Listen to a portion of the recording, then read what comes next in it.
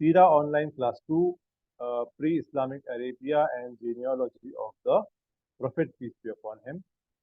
So this is a discussion on the genealogy of the Prophet. Now, who exactly are the Arabs? There are many theories, and the fact of the matter is that there is nothing that is completely scientific. We don't have Sahih Ahadith on this topic, and we just have the source, that is the historical sources. Hmm? These are all legends that the Arabs have basically transferred down generation to generation. Now, importance of learning genealogy of the Arabs. Now, to understand the Seerah, it is important to understand and appreciate the circumstances at that time in Arabia. It's very important. Before the Prophet came, before the Prophet was born, what was the conditions in Arabia? Which tribes, and which kings? What was the system? What was the religion of these people? It is very important to understand. It provides beneficial context to help us understand why the Prophet was sent to the region. Now, many Islamic scholars refer to this time period as the Jahiliyyah, which means the age or condition of ignorance. Now, what is Ilm al-Ansab? We Indians, we have lost this art actually. You know, we don't keep count of very few people among us Indian Muslims. Keep a check on this. Now we need to understand the tribes and lineage of the Arabs to fully understand the seerah of the Prophet. Very important. We will get to know when we proceed further, when we are reading the seerah, even after the Prophet's passing away, still the lineage of the Arabs, uh, it it it it affects the Islamic history. For example, the Umayyad and the Abbasid, the Caliphate, Umayyad Caliphate, the Abbasid Caliphate, they battled between themselves. So many things happened. This was because of the lineage of certain tribes. Very interesting. So it is very important to understand the lineage of the Arabs. Now there is an entire science of classical Islam, which is one of the rarest sciences alive to this day, and this is the science of Ilm al-Ansar, the science of lineage. And the Arabs prided themselves on this ilm. The Arabs were experts on this ilm. And anybody who was knowledgeable of Ansab was considered to be, you know, well-read or well-educated person. Now, lineage was especially important for the Arabs because for the Arabs, everything depended upon lineage. Everything. A person's status, his nobility, his cause, the cause he was fighting for, everything depended on his lineage. So our Prophet, peace be upon him, was chosen to be the best lineage.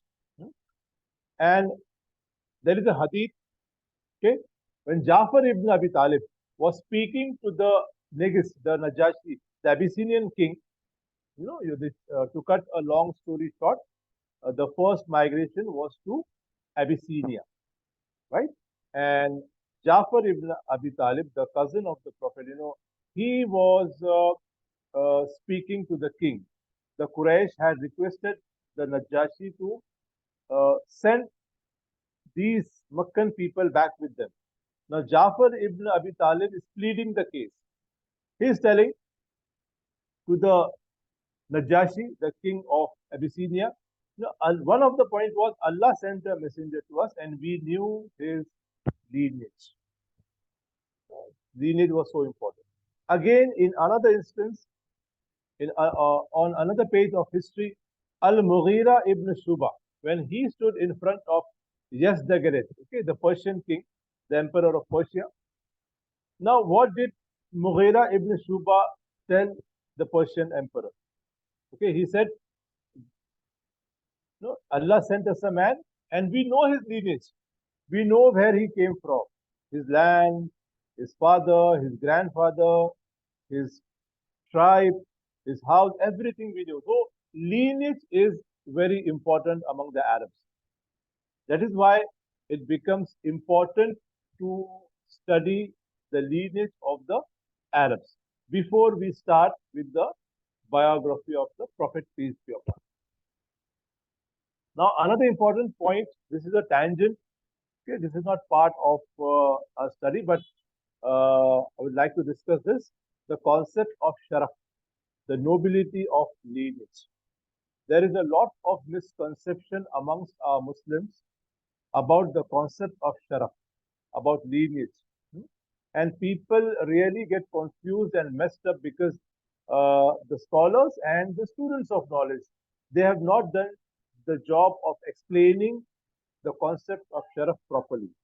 You know, we pride, some Muslims pride, you know, among other Muslims, we are Sayyids or we are Khan or we are Qurayshis or we are, they pride and they think that there is something special, okay, directly related to the year after.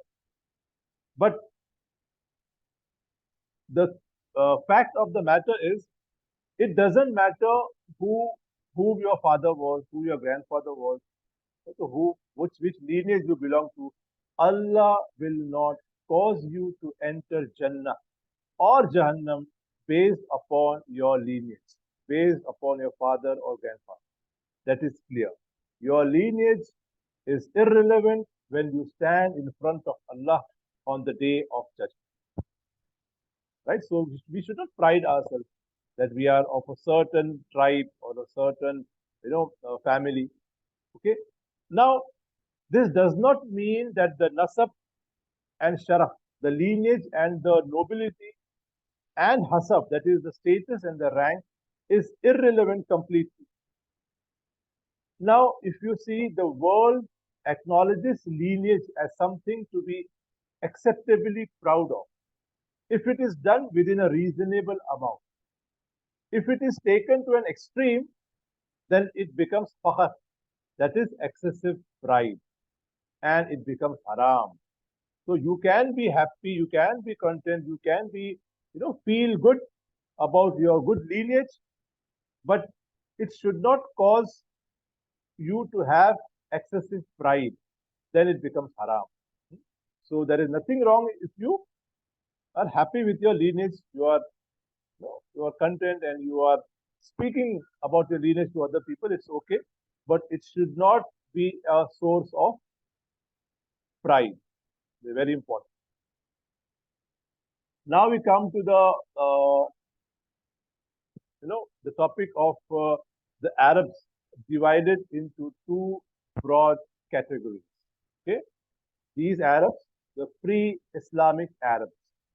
The first of them are the extinct Arabs, Al-Arab al-Baida. And number two is the remaining Arabs, that is Al-Arab al-Baqiya. Now, the remaining Arabs, Al-Arab al-Baqiya, are divided into Al-Arab al-Ariba and Al-Arab al-Mustariba. Okay? So, this is the division of the two broad categories of the Arabs. Now, Al-Arab al-Baida, that is the extinct Arabs, these were the earliest human civilizations known.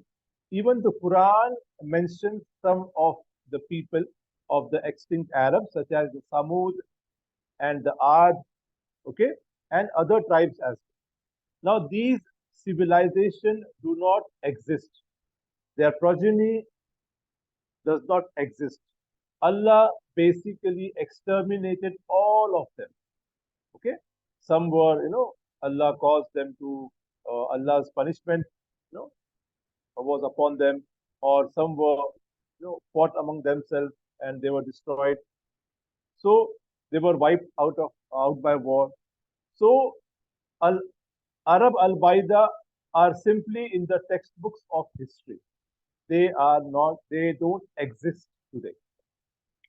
Now we come to the remaining Arabs, Al Arab al Baqiyah.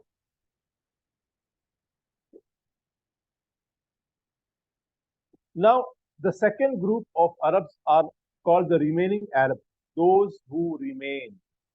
And these Arabs are divided into two categories. The first are Al Arab Al Ariba, that is the pure Arabs. And you will get the detailed notes about this topic, inshallah, very soon on our WhatsApp group. So don't worry if you are somewhat confused or you are concerned about missing some points. You will get all the details, very much detail, a huge compilation of notes about this topic. Inshallah, you will be getting. You just enjoy your lecture, and if you wish, you can just note down some points. So the second group of Arabs, remaining Arabs, okay, again they are divided into two categories. As I said, the first of them are Al Arab Al Ariba, the pure Arabs. Now, uh, the founder of this Al Arab Al Ariba was Qahtan. The second is Al Arab Al Mustariba. Al Arab Al Mustariba means the Arab, uh, the Arabicized Arabs. Okay, they were not originally Arab, but these people lived in Arab lands, interacted with the original Arabs, and now they were Arabicized Arabs. Okay, their founder was Adnan. The English, the pure Arabs, the Arabs who were pure. Founder is Qahtan. He is considered to be the father of the Arabs. The son of Qahtan was called Yarab or Yarab. And Yarab is where the term Arab comes. Okay, we get the word Arab from the son of Qahtan. Now, this Qahtan, Yarab ibn Qahtan, Yarab was the first to speak Arabic. That is, the Arabic language is traced back to him. Now, who was Qahtan and who was Yarab? Now, Qahtan was one of the descendants of Sam. And who is Sam? The Sam is the son of Nuh alayhi salam. And from Sam, we get the English term Semite. There are lots of discussion on anti-Semite or Semite. Where do we get this word Semite? From Sam, the son of Nuh alayhi salam. So we know, right? There are some weak ahadith as well that Nuh alayhi salam had three sons: Sam, Yafez, and Ham. Sam is the father of the Semites, okay, including the Jewish race, the people who spoke Aramaic and Arabic. And his brother Yafes is the father of the Roman race, the Caucasians, the white people. And his brother Ham is the father of the Africans, the black people. So Nuh alayhi salam had three sons. One of them is Sam, and Qahtan is one of the descendants of Sam. Even if you read the Bible, you have the same story. Now, basically, people were called Arabic or Arabi because of this son, Yarab, son of Qahtan. They are also called Qahtani Arabs. And these Arabs primarily were found in the southern parts of Arabia, such as the ancient Yemeni civilizations. Example, the kingdom of Sabah, the Himyarites, the Ghassanids, even the Aus and the Khazraj tribes of Medina were Qahtani. Now, when did Qahtan live? In what age? Okay, we have no idea. There is no source, so we can check when did Qahtan live. But this is for sure that Qahtan lived much before the second type of Arabs. Okay, that is the remaining Arabs. He lived far before them. Now we come to the second type, okay, the remaining Arabs. Remaining Arabs, we have discussed 2A, that is Al Arab Al Ariba, the pure Arab. Now we are going to discuss Al Arab Al Mustariba, the Arab who became Arab, okay, who learned the Arabic language. Now the story is, these are uh, the founder is Adnan. These Arabs are the descendants of Ismail alayhi salam. One of the descendants of Ismail alayhi salam, after many generations, Allah knows best, was Adnan. Now, Ismail alayhi salam is the son of Ibrahim alayhi salam. And where was Ibrahim alayhi salam living? Did Ibrahim alayhi salam live in Arabia? No. Ibrahim alayhi salam didn't live in Arabia. He lived in Iraq and Sham, right? So these, and the story, all of us know the story that Ibrahim alayhi salam's son, Ismail alayhi salam, Ibrahim alayhi salam left Ismail alayhi salam when he was a baby in the valleys of Makkah near the Kaaba. Now, Ibrahim alayhi salam's son Ismail alayhi salam, when he grew up, there was a tribe Jurhum passing there, and Ismail alayhi salam married a woman from the Jurhum tribe. Now, this Jurhum tribe was one of the Qahtan al Arab al al Arab al Ariba, from the pure Arab. Now, Ismail alayhi salam didn't speak Arabic at that time. Now, when he married into Jurhum tribe, which was speaking Arabic, now the progeny, the descendants of Ismail alayhi salam started speaking Arabic. Okay, that is why we call the Arabs who learned the Arabic language, because Ismail alayhi salam didn't, Ibrahim alayhi salam didn't speak Arabic. He spoke some ancient Semitic language, which is the mother of the Hebrew and Arabic language. Okay, so we have Ibrahim alayhi salam, his son Ismail alayhi salam, and after many generations, Allah knows best, there is a person known as Adnan. Okay, so the founder of Al Arab Al Mustariba, the Arabs who became Arabs, is Adnan. So don't worry, again, I'm telling you will get the detailed notes, inshallah, and you will, will, and everything is discussed in the notes, inshallah. So Adnan is one of the descendants of Ismail at-Tabari, the famous historian. He mentions 7 opinions about the lineage between Ismail alayhi salam and Adnan. So nothing is sure. Now, all of the Adnani tribes, most famously the Quraysh, go back to Adnan, who goes back to Ismail alayhi salam. The Adnani Arabs, okay, are called Arabs who learn Arabic. As I said, Al-Arab al-Mustariba, because Arabic was not their language. They learned it from Al-Arab al-Ariba. Again, I'm going to repeat, from where they learned it from. Al-Arab al-Ariba means Ismail alayhi salam married a woman from the Jurhum tribe, which was passing through Makkah. Okay, and they stopped in Makkah. Ismail alayhi salam married that woman from Jurhum tribe, and the Jurhum tribe belonged to Al-Arab al-Ariba. And this way, the descendants of Ismail alayhi salam started speaking Arabic. Now, Adnan is the ancestor of Prophet Muhammad, peace be upon him. Our Prophet is an Adnani Arab. He is not a Qahtani. He is an Adnani. He has to be an Adnani because Adnan is the son of Ismail alayhi salam, one of the descendants of Ismail alayhi salam. And our Prophet is the 20th grandchild of Adnan. Okay. So between our Prophet, peace be upon him, and Adnan is exactly 20 generations. Now this is established by a hadith in Sahih al-Bukhari and even through history. Now this is for sure. There is no doubt about it. There is no difference of opinion between any scholars that the Prophet, peace be upon him, is the 20th offspring of this person known as Adnan. Now, when did Adnan live? There is a report from Ibn al-Qalbi, a famous historian, who said that Ma'ad, the son of Adnan, lived contemporaneously with Jesus Christ, peace be upon him.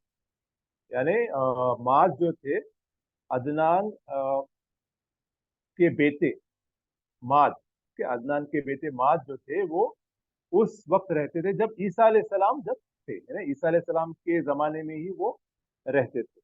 इसका मतलब है अदनान जो है वो Jesus Christ ईसा अलैहिस्सलाम के एक generation पहले से है। तो this is another interesting point. Now the lineage of Prophet Muhammad peace be upon, okay, this is very important. Okay, you can just note down if people have anyone has the notes, notepad or pen, he can just note this down. We are coming to the now the real thing now. So with this background, we come to the lineage of our prophet, peace be upon him. It is divided into three categories. The first category is, we know for sure, established from the Sahih Ahadith and even from history, without a shadow of a doubt, without any difference of opinion between the prophet and Adnan. Okay, prophet is the 20th, okay, descendant of Adnan. We know all the names of the 20 descendants of Adnan. We know everything. The second category is from Adnan to Ismail alayhi salam. That is not sure. Okay, we can have some knowledge, but the sources are Jewish sources and Christian sources. So we don't have to, believe completely that. No, we don't believe in the Christian and the Jewish sources, but we just gloss through it. We just pass through it. We just put a glance on it, because the Christians and the Jewish sources, they don't care about Ismail's lineage. They are more concerned about Ishaq alayhi salam's lineage. Okay, there is very little mention in the Jewish and the Christian sources about Ismail alayhi salam's lineage. So the second category, from Adnan to Ismail alayhi salam, we are not sure at all. Third is Ismail alayhi salam to Adam, peace be upon him. Now this is 100%, nobody has knowledge. Okay. Now, unfortunately, in Muslim homes, we have charts. मुसलमानों के घरों पे chart लगे हुए रहते हैं, अल्लाह के रसूल की जो फैमिली ट्री है वो आदम अलैहि सलाम तक लेके जाते, बल्कि ये बिल्कुल गलत है। सिर्फ अदनान जो थे, अदनान से लेके मोहम्मद सल्लल्लाहु अलैहि वसल्लम तक 20 जनरेशन का नॉलेज हमको है उनके एंसेस्टर्स के बारे में। Second category, Adnan to Ismail, Ismail to Adam alayhi salam, we don't have any knowledge. All, are doubtful. Imam Malik ibn Anas was told about a person in his time who could trace his lineage back to Adam alayhi salam. And Imam Malik said, how does the person know that his, all the lineage up to Adam, peace be upon him? Who told him this lineage? And he denied this. Then Imam Malik was said, how about to Ismail? That person even knows lineage up to Ismail. Imam Malik said, even this I doubt. How would somebody know his lineage back to Ismail alayhi salam? So we don't have that knowledge, neither the sources. Now there is a hadith regarding this in Mu'jam al-Kabir of al-Tabarani, which has some weakness in the hadith, in the chain, but just for reference, we can just read the hadith. The Prophet heard somebody saying that the Prophet's lineage goes back to Prophet Nuh, in which the Prophet, when he heard this, that a person knows the lineage up to Prophet Nuh, he said, Qazaban Nassabun, the genealogists have lied. Okay, the genealogists झूठ बोल, अल्लाह के रसूल ने कहा। तो ये है broad format of the lineage of the Prophet, peace be upon him. Now, lineage between the Prophet, peace be upon him, and Adnan. Okay, so all of us, inshallah, even me, we will memorize the names of the 20 descendants of Adnan up to Prophet Muhammad, peace be upon him. So the actual lineage, we are sure about it. Hadith in Sahih al-Bukhari and other historical sources, without doubt, is the the Prophet is Muhammad ibn Abdullah ibn Abdul Muttalib ibn Hashim ibn Abd Manaf ibn Qusay ibn Qilab ibn Murrah ibn Kab ibn Luay ibn Ghalib ibn Fihr ibn Malik ibn al-Nadr ibn Kinana ibn Khuzaima ibn Mudrika ibn Ilyas ibn Mudar ibn Nizar ibn Maad ibn Adnan. So these are the 20 generations to be exact. Now, about these people, we have some knowledge about a few people. That is, Abdullah, the father of Muhammad. Then we have some knowledge about Abdul Muttalib. We have some knowledge about Hashim, about Abd Manaf, up to Qusay. Then about Kilab, Murrah, Kaab, Ibn Luay, Ghalib, we have very little knowledge. Okay, so the up to Qusay, we have, in the sources, in the Islamic sources, we have some knowledge. But about others, we have very little knowledge.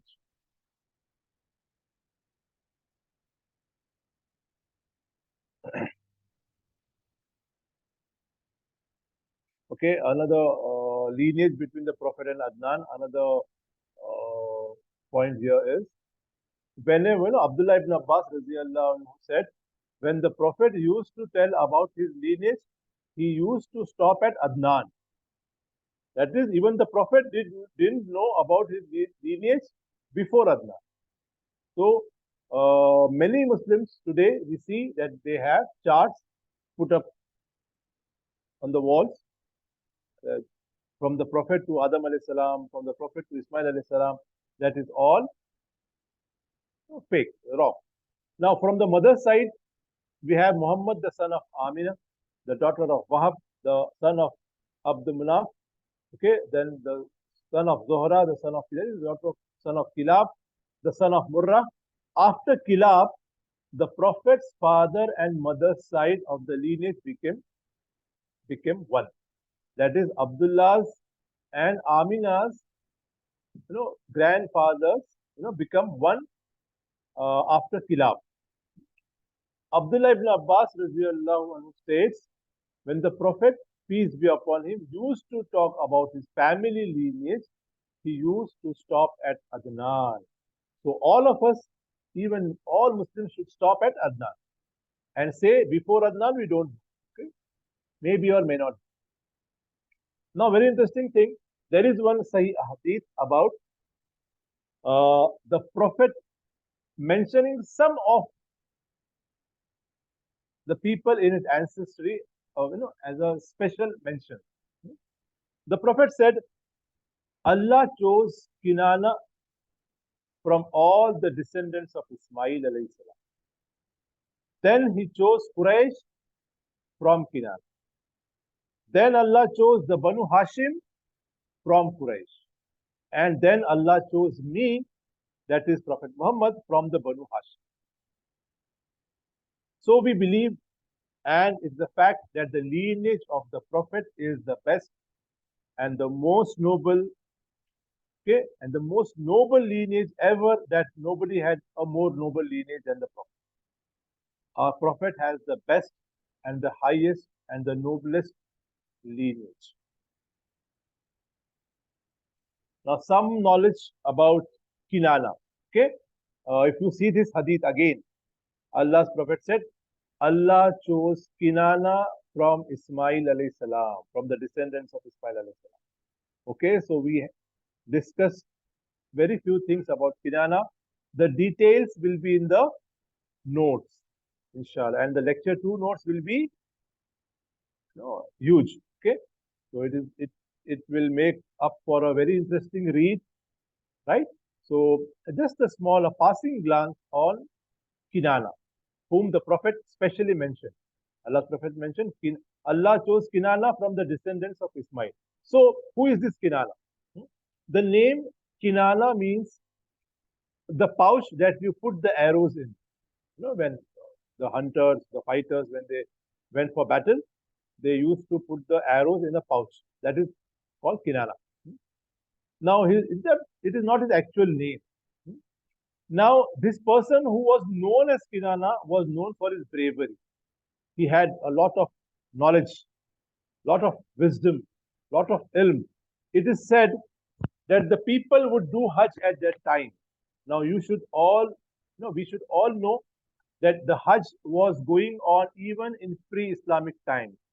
The Hajj was instituted by Ibrahim alayhi salam. Okay, people used to do Hajj, although in a different way, even before Islam, right? So in those days, in the days of Kinana, people used to do Hajj, and especially they met Kinana. They had double niyyah. They would go to Hajj and even go to meet Kinana. He was a celebrity of sorts. So whenever the people came to Makkah for Hajj, they even had the intention to meet Kinana. Kinana was a legendary Arab. Now, the hadith says Allah chose Kinana from uh, the descendants of Ismail alayhi salam, and from Kinana, Allah chose the Quraysh. Now, this is a very, very big topic which I have cut short in a nutshell. There is no man called Quraysh. Three people in the 20 descendants, okay, from Adnan to Muhammad sallallahu alaihi wasallam, three people claim this title. Okay, three people can be said that they were called Quraysh. Two of them are real contenders, Fihr and Al-Nadr. And among these two, Fihr has the the maximum claim to be the Quraysh. All of the tribes of Quraysh, basically around 12 to 13 tribes, okay, they go back to Fihr, the ancestor of Prophet Muhammad, peace be upon him. Now, even another interesting point is very interesting. See, that is why I said to know the pre-Islamic Arabs, the lineage of the Arabs is very important. Very interesting point, very amazing. You will get this in the notes. The 10 who were promised Jannah, they were all Quraishi. Ashara Mubashsharun. Okay, Ashara Mubashshara. The 10 Sahaba who were promised Jannah in their lifetime, their lineage goes back to whom? Fihr. Okay, their lineage, if you see, the lineage of the Ashara Mubashshirun, the 10 who were promised Jannah, goes back to Fihr, the ancestor of Prophet Muhammad, peace be upon him. All of the tribes of the Quraysh, like Banu Hashim, Banu Zuhra, Banu Makhzum, Banu Umayyah, Banu Abd Shams, all the tribes, if you see the lineage, it goes back to Fihr. So, scholars say that Fihr has the maximum claim to be called the Quraysh. Okay. Now, why is he called Quraysh? We'll see in the next slide. What does the word Quraysh mean? This is a laqab. It's a title. It's not a name. A number of opinions once again. One opinion is that Quraysh comes from the term to trade, because the Quraysh were involved in trading. Another opinion is that the Quraysh, Yaqrishu, comes from gathering together. And if you see the history, where the ancestor of the Prophet, he gathered all the tribes together. They became one in his time. That is why he has the more claim to call Quraysh. And the third opinion, which is narrated in Al-Tabari, is that Quraysh comes from conquering. Okay, so it's a long story again, which you will get in the notes. Very, very interesting. Okay, So you'll enjoy that, inshallah. So here is the 12th ancestor of the Prophet, peace be upon him. Fihr has the most right to be called Quraysh. Okay, all the tribes, they trace back the lineage to Fihr. The Ashara Mubashara, the lineage of the Ashara Mubashara goes back, traces back to Fihr. Now we come to the next slide. Allah's Prophet said in that hadith, Allah chose Kinana from the descendants of Ismail. From Kinana, he chose whom? He chose the sorry, he chose the Quraysh, and from the Quraysh, Allah's Prophet, continued the hadith. He chose Hashim. Now, who is this person, Hashim? His actual name is Amr. Okay, we say Hashimi. Okay, the ancestor of the Prophet. Many people are known as Hashimi. So, who is this Hashimi? His name is Amr, and Hashim comes from the word which means to grind. Okay, now he was a very, generous person. When the Hujjaj of this time came, he used to grind, food grains for the Hujjaj. He used to arrange food for the Hujjaj. And that is why he came to be known as Hashim. Hashim means to grind, to grind food grains, okay, to make porridge, etc. So he was doing that for the Hujjaj. So he came to be known as Hashim. His name is Amr, actually. Now, Hashim was one who began the economic raising of the Quraysh. So he instituted the Rehlat al-Shitai wa Saif. You have the Surah. Okay, we have the Surah al-Quraysh. So again, very interesting. Again, that I am keeping up in the notes. So it is actually very somewhat difficult for me to even explain. When you sit and read the notes comfortably, inshallah, you'll get a complete idea. So it was Hashim, who instituted the Rehlat al-Shitai wa Saif, the winter and summer trips, which Surah al-Quraysh, the Quran speaks about these winter and summer trips. Now, the story goes, in short, that he saw there was a drought, okay, in Makkah, and people were, dying, and people used to dig their own grave and sleep in those graves, so that nobody would be there to put the person if he died in the grave. So people at the time of famine, they used to dig their graves and sleep in the grave. So Hashim saw it and he was disturbed. So he said, we have to, do something. And he planned the, the commercial trips. He started the trading trend among the Arabs, among the Quraysh. He said, all the people from all over Arabia come to Makkah. Okay, we have access to them. Why not we go to Syria one time? Okay, bring goods from there and sell in Makkah. Why not we go to Yemen the next time and go bring goods from Yemen and sell in Makkah in winter and summer?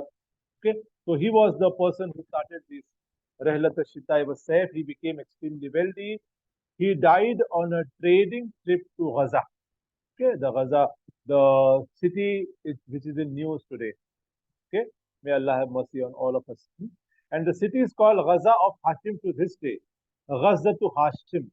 And his masjid, his grave is in, Hashim's grave is in Al Gaza, and his masjid is still over there. So again, we have this interesting thing about Hashim. Now we come to the Prophet's immediate ancestors, Muhammad ibn Abdullah, ibn Abdul Muttalib, ibn Hashim, ibn Abdul Munaf, ibn Qusay.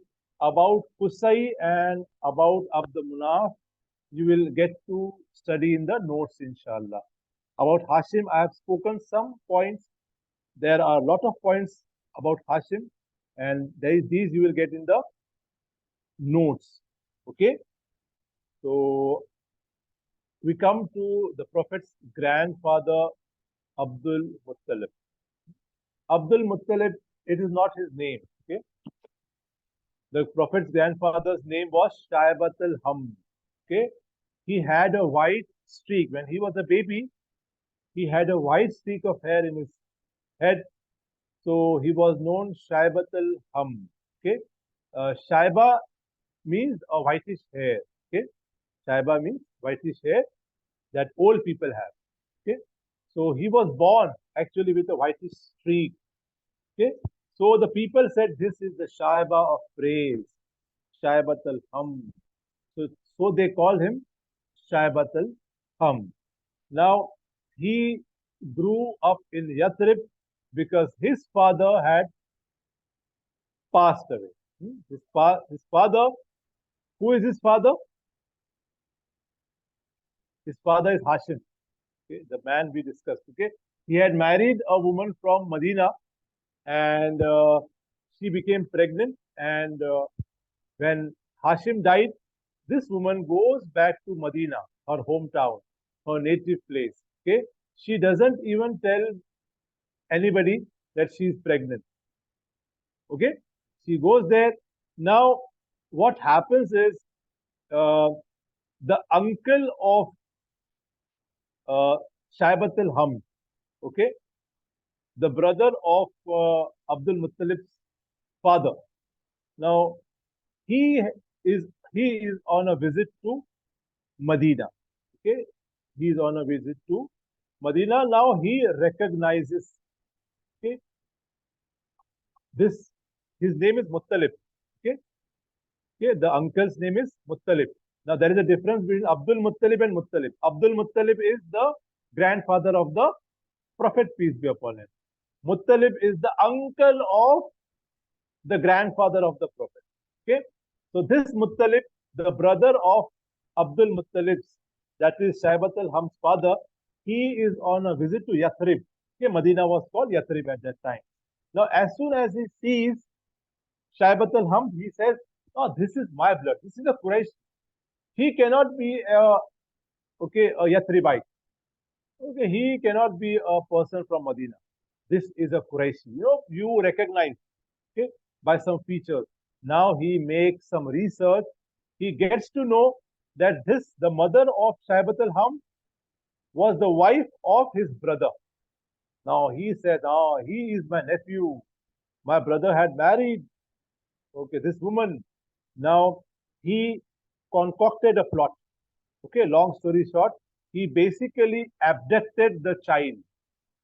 He knew that if he asks for the child, if he informs the uncles of the child, the maternal uncles, the mamu of the child Abdul Muttalib, that he's going to take him to Makkah, they would oppose him. So he does not tell anybody. He just convinces the child.